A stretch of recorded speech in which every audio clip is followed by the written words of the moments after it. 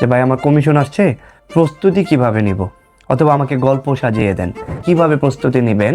পুরো ঘটনাটা আমরা চেষ্টা করব একটু সুন্দরভাবে উপস্থাপন করার জন্য। প্রথমত কাজের ডকুমেন্টগুলো, ওকে, তারপর হচ্ছে গিয়ে ব্যক্তিগত ডকুমেন্টগুলো, 3 হচ্ছে আপনি।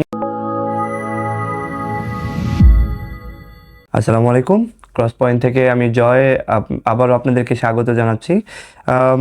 আমাদের কাছে আসলে অনেক প্রশ্ন আসে, আমাদের কাছে অনেকেই মেসেঞ্জারে, হোয়াটসঅ্যাপে কল করে জানতে চান যে ভাই আমার কমিশন আসছে, প্রস্তুতি কিভাবে নিব, অথবা আমাকে গল্প সাজিয়ে দেন। আমরা বরাবরের মতোই আমাদের ভিডিওতে বলি অথবা ডাইরেক্ট ফোন কলে বলি, যারাই আমাদেরকে এই ধরনের অ্যাপ্রোচগুলো করেন যে আমার গল্প লিখে দেন বা আমাদের গল্প সাজিয়ে দেন, এই ব্যাপারগুলোতে বরাবরই আমরা আসলে হয়তো একটু নেতিবাচকভাবে, হয়তো একটু ডিনায়ের সাথে আমরা বলার চেষ্টা করি আপনার গল্প আমরা বানিয়ে দিতে পারবো না। এটার পিছনে আসলে অনেক কারণ আছে। দেখেন, আমি যখন আপনার গল্প তৈরি করে দিব, তখন কিন্তু আমি আমার ঘটনাকে কেন্দ্র করে ওই গল্পটা ইমাজিন করবো এবং আপনাকে প্রেজেন্ট করার চেষ্টা করব। তো এটা কিন্তু আপনি আসলে কখনোই কন্টিনিউ করতে পারবেন না। তবে হ্যাঁ, আজকের যে ভিডিওটা আপনারা দেখছেন, হয়তো আমি আমার এই ভিডিওতে আপনাদেরকে, যারা কমিশন প্রত্যাশী, যাদের কমিশন অলরেডি চলে আসছে 1 সপ্তাহ পরে, হয়তো 10 দিন পরে, অথবা আগামী 1 মাস পরে, এবং তারা অনেক দূরে থাকেন, যাদের আসলে হয়তো এমন কোনো বিশ্বস্ত জায়গা নাই যেখানে আপনি যেতে পারেন, যাদের সাথে হয়তো কনসাল্ট করতে পারেন কিভাবে প্রস্তুতি নেবেন, পুরো ঘটনাটা আমরা চেষ্টা করব একটু সুন্দরভাবে উপস্থাপন করার জন্য। হয়তো এই ভিডিওতে আপনারা এরকম কিছু আইডিয়া পাবেন, যে আইডিয়ার কারণে হয়তো আপনাদের অনেক উপকারে আসবে আমাদের যে তথ্যগুলো আমরা এখন দেওয়ার চেষ্টা করব। তো আমরা আসলে কন্টিনিউ করে, আমি ব্যক্তিগতভাবে যখন যে বা যার প্রস্তুতির জন্য আসলে ফাইলগুলো রেডি করি, সেটা আসলে এইভাবে রেডি করার চেষ্টা করি। সেটাকে আমি 4টা ভাগে ভাগ করি সাধারণত। সেটা হচ্ছে প্রথমত কাজের ডকুমেন্টসগুলো, ওকে, তারপর হচ্ছে গিয়ে ব্যক্তিগত ডকুমেন্টসগুলো, 3 হচ্ছে আপনি যে গল্প নিজের ঘটনা, যেটা আমরা বলছি আর কি, যে ঘটনাগুলো বলবেন সেই রিলেটেড কোনো ডকুমেন্ট যদি থাকে আপনার হাতে, সেটা একটা ফাইল হতে পারে। এবং সর্বশেষ আপনার সার্টিফিকেটসগুলো, যেগুলো আপনি হয়তো ভলান্টিয়ার হিসেবে অথবা ল্যাঙ্গুয়েজ শিখে অথবা আপনার বিভিন্ন রকম কোর্স যদি ফরমাচ্ছিওনে যা আছে আর কি, কাজের জায়গা থেকে সার্টিফিকেট নেওয়া, এই ধরনের ব্যাপারগুলো যদি থাকে, তাহলে আপনি ওইভাবে আপনার ফাইলগুলোকে 4টা ভাগে সাজিয়ে নিতে পারেন। আমি তাদের কথা বলছি যাদের অফুরন্ত সময় নাই, দূরে থাকেন, যাদের হয়তো বা কোনো আস্থার জায়গা নাই, যাদের কাছে হয়তো এই ধরনের ব্যাপারগুলোর প্রস্তুতি নেওয়ার জন্য সময়ও খুব কম, তারা হয়তো আমার এই ভিডিও থেকে একটা আইডিয়া নিতে পারেন আর কি। তো আমরা আসলে এভাবে চলে যাই কিভাবে আপনি কাজের ডকুমেন্টগুলোকে সাজাবেন। প্রথমে আসি স্ত্রাত্বকন্ত দিয়ে। আপনারা জানেন স্ত্রাত্বকন্ত সাধারণত ইমসের ওয়েবসাইট থেকে পাওয়া যায়। যাদের আমাদের স্পিড আইডি আছে অথবা চিএ আইডি আছে, তারা ওখান থেকে নামাতে পারি আমরা। অথবা যদি কোনো কাপ পাত্র না অথবা সিজিএল টাইপের কারো বাসার সন্নিকটে থাকে, ওখানে যেও আপনি এটা নামাতে পারবেন। এবং খুবই আত্মবিশ্বাসের সাথে এবং আপনাদেরকে আশ্বস্ত করার জন্য বলছি, আপনাদের যাদের ইমসের স্নাতকোত্তর প্রয়োজন, তারা খুবই ইমার্জেন্সি, তাদের কথা বলছি, যাদের আসলে কোনো অ্যাক্সেস নাই এবং খুবই ইমিডিয়েট লাগবে, কালকে পরশু, বা হয়তো অ্যাডভোকেট চাচ্ছে এই ধরনের ব্যাপারে, তারা আমাদের মেসেঞ্জারে বা হোয়াটসঅ্যাপে আপনাদের ডকুমেন্ট পাঠালে আমরা চেষ্টা করবো আপনাকে এই সার্টিফিকেটটা, মানে স্নাতকোত্তর ওই কপিটা নামিয়ে দেওয়ার জন্য। আচ্ছা, আমি আমার ভিডিওর ওই প্রান্তে চলে যাই, যেটা বলছিলাম কাজের ডকুমেন্টগুলো কিভাবে সাজাবেন।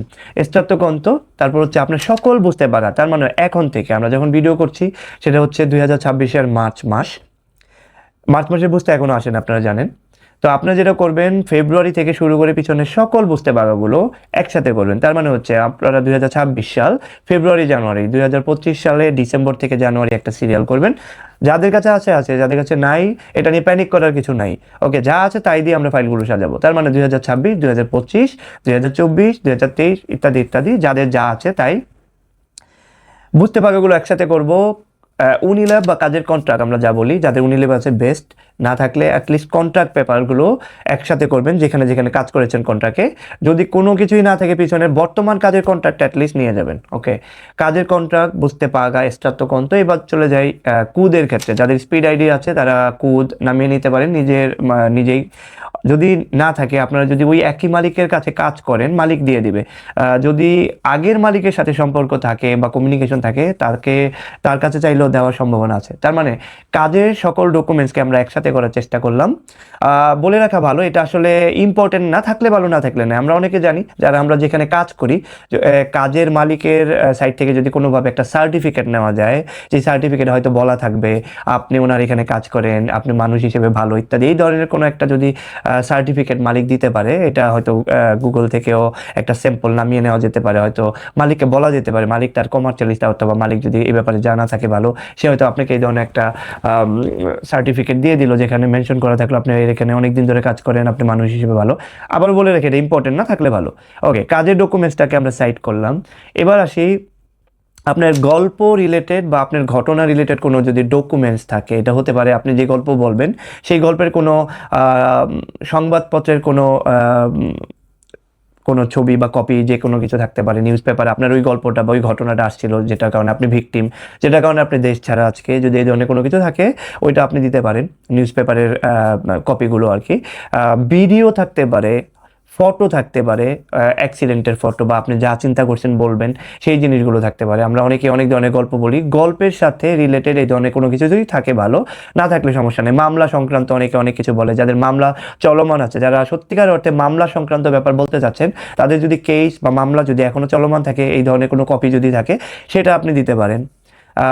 এই হচ্ছে 2 নাম্বার। 3 নাম্বারে চলে যাই, সেটা হচ্ছে আমাদের ব্যক্তিগত ডকুমেন্ট যদি বলি, আমাদের বর্তমান permesso di soggiorno, তারপরে হচ্ছে আপনার কার্তা d'identità যাদের আছে তাদের, পাতেন্তে যদি থাকে পাতেন্তের কপি নিতে পারেন। তারপরে হচ্ছে আপনার যাদের নমে কৈনমে সমস্যা আছে, এটা আমি অবশ্যই বলবো, তারা হয়তো বা কনসুলেট থেকে সঠিক নাম যেটা এবং জেলার নাম অনেকের ভুল থাকে, ডকুমেন্টের মধ্যে ভুল আছে, বা প্রথম দিকে আমরা যখন মডেল চিত্রে করি সেই সময় হয়তো একটু স্পেলিং মিস্টেক থাকতে পারে, তারা হয়তো এই ধরনের সার্টিফিকেট নিতে পারেন, জন্ম নিবন্ধন অথবা পাসপোর্টের ফটোকপি। আর সবচেয়ে ভালো হয় যদি আপনারা এম্বাসি থেকে, কনসুলাতো থেকে আপনাদের ওই সার্টিফিকেটটা, যেটা আমরা এজাতে জেনারেলিতা বলি, যেখানে বাবা মায়ের নাম, নিজের নাম, জেলার নাম সঠিকভাবে দেওয়া আছে, এই সার্টিফিকেটটা নিতে পারি, যাতে আমরা কমিশনে যে ইনি দোভাষী হিসেবে কাজ করেন তাকে যাতে বলতে পারি যে আমার চিত্রেতে বা পুরাতন যে সৌজন্যগুলোতে ছিল এখানে আমার নামের স্পেলিং ভুল আছে, অথবা আমার জেলার নাম ভুল আছে, অথবা আমার জন্ম তারিখ ভুল আছে, তারা যেন এটার থেকে সংশোধন করে নেয়। এটা সুযোগ থাকবে আপনার কমিশন, অবশ্যই এটা আমরা বরাবরই বলে আসছি। এই ডকুমেন্টগুলো নিতে পারেন। তারপরে মডেলো চিত্রে অনেক ইম্পর্টেন্ট একটা বিষয়, আমরা জানি মডেলো চিত্রে আসলে সাদা সৌজন্য যেটাকে আমরা বলি, সেই সৌজন্যের সাথেই লাগানো থাকে 3 থেকে 4টা পৃষ্ঠা, যেখানে একবারই জীবনে বাবা মায়ের নাম জিজ্ঞেস করা হয়, সেখানে সেই কাগজগুলো যেখানে 3 থেকে 4টা পৃষ্ঠা থাকে, যদি বাচ্চা থাকে বাচ্চার নাম জিজ্ঞেস করা হয়, ওয়াইফ থাকলে, স্ত্রী থাকলে স্ত্রীর নাম জিজ্ঞেস করা হয়, আপনি লাস্ট কবে দেশ ছাড়লেন সেটা জিজ্ঞেস করা হয়, কোন কোন বর্ডার ক্রস করে আসছেন সেটা জিজ্ঞেস করা হয়। তো এই কাগজটা অনেক ইম্পর্টেন্ট, কারণ এখান থেকে কিন্তু অনেকেই সাধারণত তিনি কমিশন নেন, সেখান থেকে প্রশ্ন করে আপনি কবে দেশ ছাড়লেন, এবং আপনি বলার চেষ্টা করলেন যে এইভাবে আমি দেশ ছাড়লাম এবং ওই বর্ডারগুলো দিয়ে আসছি, লিবিয়া ইত্যাদি ইত্যাদি ইত্যাদি। তো এই কপিটা আপনাদের অনেকের কাছেই আছে, এটা অবশ্যই সাথে নেবেন, এটা অনেক ইম্পর্টেন্ট একটা কাগজ। এবার 4 নাম্বার সর্বশেষ যেটা আমি বলি বা আমরা দেওয়ার চেষ্টা করি, সেটা হচ্ছে আপনার যে কোনো ধরনের সার্টিফিকেট, এটা আপনি অ্যাজ এ ভলান্টিয়ার হিসেবে কাজ করে পেয়েছেন, কাজের জায়গা থেকে পেয়েছেন, ল্যাঙ্গুয়েজ সার্টিফিকেট থেকে, যেমন আপনার A1 A2 এবং অন্যান্য যা আছে, যাদের বেশি আছে তাদের ভালো আলহামদুলিল্লাহ, যাদের নাই অ্যাটলিস্ট যেই ধরনের সার্টিফিকেট আপনি অর্জন করেছেন বিগত সময়গুলোতে, সেগুলো একসাথে নিয়ে যাওয়া।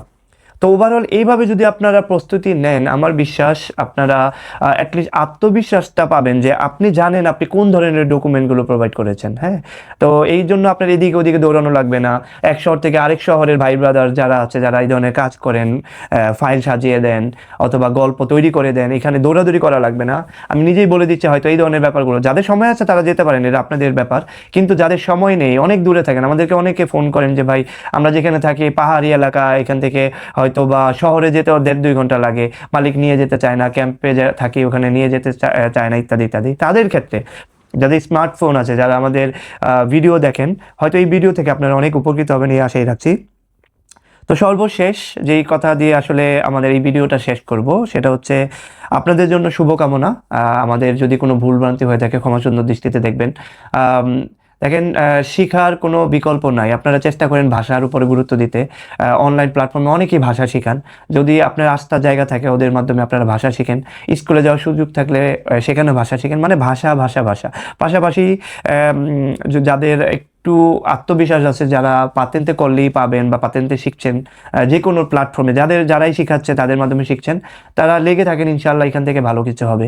তো এমন হবে যে আপনাদের ডকুমেন্ট যদি কোনো কারণে রেজাল্ট নেগেটিভ আসেও, আপনারা রিকোর্সতেও আপনাদের এই ব্যাপারগুলো কিন্তু সাবমিট করতে পারবেন। মানে ল্যাঙ্গুয়েজ সার্টিফিকেট এখন নাই, পরবর্তীতে করার চেষ্টা করবেন, মানে ভেঙে পড়া যাবে না, এখন করি নাই পরে করবো না, এমন যেন না হয়। আপনারা চেষ্টা করবেন, লেগে থাকবেন, ইনশাল্লাহ দেখবেন আপনাদের ভালো কিছু হবে। আর আরেকটা কথা বলি, এবং সেটা হচ্ছে এরকম, যখনই আমরা কমিশনে যাব, যিনি আমাদের কমিশন নেবেন, আমরা যখনই কমিশন হলে উপস্থিত হব ওনার সামনে, আমরা যাতে একটু ভদ্রতার সাথে খুব খুব ভালো ভাবে পোশাক আশাক পরে যাই, এবং ভালো অ্যাপ্রোচ করার চেষ্টা করি, বনজন্য বলা, গ্রাচ্যে বলা, তারপর হচ্ছে বিভিন্ন রকম যদি ভাষা বুঝে থাকি ওই আনসারটা নিজেই দেওয়ার চেষ্টা করা। এতে করে কি হবে, কমিশনে আসলে গল্প যেমন তেমন, আপনার হয়তো এই ধরনের ব্যাপারগুলোর উপর বেস করে অনেকটা পজিটিভ একটা ভাইব তৈরি হতে পারে। তো ঠিক আছে, সবার জন্য অনেক শুভকামনা, আমাদের জন্য দোয়া করবেন, আমরা যেন আরও ভালো করতে পারি এবং আপনাদেরকে যেন আরও ভালো সার্ভিস দিতে পারি। তো সবাইকে আসসালামু আলাইকুম, এই ভিডিও এখনই শেষ করছি, ভালো থাকবেন, আসসালামু আলাইকুম।